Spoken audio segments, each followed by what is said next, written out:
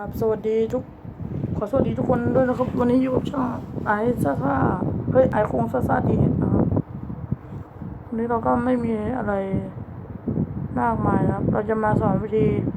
โหลดเกมโปรนะครับมาคนอื่นเข้า YouTube มานะครับYouTube มาแล้วก็พิมพ์เมื่อกี้ช่องผมในช่องผมนะติดตามได้นะแล้วก็พิมพ์ว่าเว็บเกมโปรนี่นะครับเว็บเกมโปรนี่นะเว็บเกมโปรนี่เข้ามานะเนี่ยอันแรกเลยนะทุกคน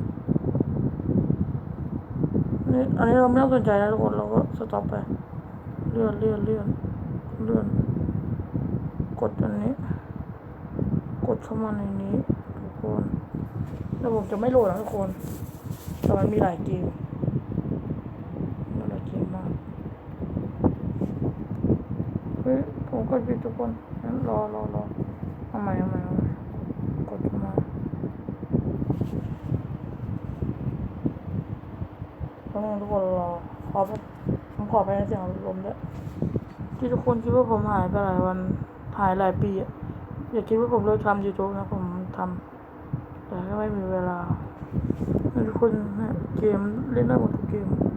ผมเคยเล่นปลาฉลามไปแล้วรอบนึงทุกคนเรามาโหลดก่อนเนี่ย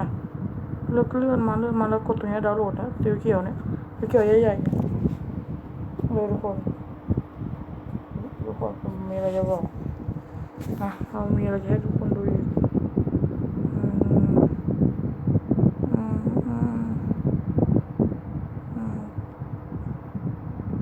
ทุกคนผมขอโปรโมทช่องหน่อยช่องเพื่อนผมช่องผมดีกว่าทุกคนนี่นะช่องผมใครอยากดูพิมพ์ไปว่า ICEQNGZAZAT